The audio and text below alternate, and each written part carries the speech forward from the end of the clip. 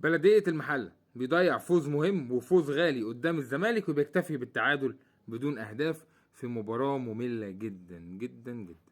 جوميز بيخلص على اللعيبة الناشئين وبيخلص على اللعيبة اللي ما بتلعبش بصراحة. لما تيجي تعمل تشكيل زي اللي كنت بتلعب بيه الشوط الأولاني ومفيش لعيبة كبيرة في الفريق موجودة تشيل الناس دي، يبقى أنت كده بتخلص عليهم بصراحة. مش هنعرف العيال دي بتلعب كويس ولا بتلعب وحش. لازم يكون فريق، يعني نص فريق مع نص شباب، الأمور ممكن تمشي بشكل جيد. لكن اللي حصل الشوط الاولاني مش شفناش الزمالك ما كانش حاضر. بلديه المحله كان حظه وحش جدا، ضيع فرص كتيره جدا. لولا تالق محمد صبحي في مباراه النهارده البلديه كان ممكن يجيب 3 تجوان مثلا، اعتقد. جوزيه جوميز بيخلص على اللعيبه بشكل كبير، وبصراحه الواحد مش قادر يحكم على اللعيبه بشكل كويس لان مفيش حد معاهم يسند معاهم. يعني عمار ياسر تحسه بعيد جدا، بعيد. مش يعني هو ظهر في البدايه، اول ما لعب اول كام ماتش لعبه كان الى حد ما كويس، لكن بقاله ماتشين كده مش مفيش مستوى نهائي. حازم اسامه عنده لمسه كويسه لكن محتاج وقت. مجدي المدافع كويس بصراحه وبرضه محتاج وقت يلعب فيه. معاطي الباك الشمال لسه برضه محتاج وقت، عنده لمسه كويسه لكن لسه بدري. لكن محمد السيد افضلهم. محمد السيد عنده ثقه في نفسه وبيلعب كويس جدا، لكن جوزيه جوميز برضه يا اما بيخرجه بدري يا اما ما بيلعبوش، ودي حاجه غريبه جدا. كمال موتيابا لعيب كويس بس برضه تحس ان في حاجه ناقصه. يعني في حاجه ناقصه، هو بيمشي بالكوره كويس، فجاه تلاقيه وقف، فجاه تلاقي الكوره اتلخبطت تحت رجله. في حاجه ناقصه. كل ده كان ممكن يتظبط بوجود مثلا عبد الله السعيد، بوجود دونجا، بوجود عمر جابر. كان ممكن تشيل الناس دي بثلاث اربع لعيبه، تشيل الناس دي بشكل جيد. بصراحه سيد نيمار كفايه عليه كده في الزمالك.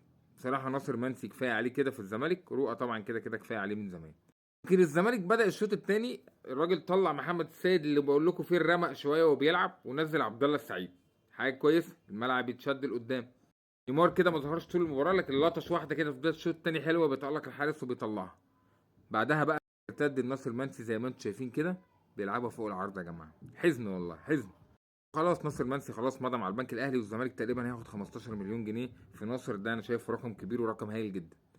كده ناصر ماهر بينزل مكان متيابا، وشلبي كمان بينزل كان حازم اسامه اللي كان ممكن تسيبه شويه نتفرج عليه. الثلاثه لما نزلوا سعيد وماهر وشلبي بدا الزمالك يتحرك وبدا الزمالك يلعب، لكن مفيش هجمات خطيره. في كور بتتلعب كتير لكن للاسف مفيش مهاجم. ناصر منسي فضل مكمل، مفيش مهاجم في الزمالك. صبحي برضه الشوط الثاني شال كوره هايله جدا جدا بصراحه، كان ممكن تبقى هدف، لكن تألق صبحي النهارده عمل ماتش كبير صراحه. طبعا نص الملعب والدفاع كان مخترق بشكل كبير، واي كوره بتروح كانت بتروح عادي، لكن كان بيحاول مجدي وبيحاول مسوس ان هم يلموا كور كتير ونجحوا في ده. كده الراجل راح منزل سيف جعفر مكان نيمار عشان يلعب باك يمين، اول مره نشوفها. واوباما نزل بيلعب في النص كده ويتحرك مكان عمار اللي كان حاضر غايب في المباراه.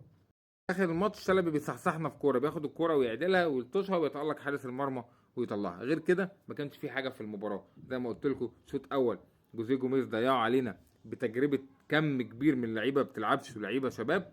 الشوط الثاني على بال ما بدا يظبط كانت خلاص الماتش بيخلص، ما لحقناش نعمل اي حاجه، والبلديه ضيع فوز مهم جدا امام الزمالك.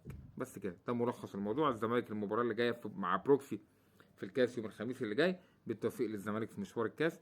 الزمالك بيضيع نقطتين النهارده زي ما ضيع نقط كتير جدا طوال هذا الموسم، لكن تجربه مفيده، تبقى تجربه مفيده. تبقى ان احنا بنتفرج على لعيبه جديده. اللعيبه دي لو خدت مساحه لعب ممكن تبقى فيها لعيبه كويسه، لكن غالبا وبنسبه كبيره الغالبيه العظمى هيخرجوا اعاره الموسم الجديد. شكرا لكم.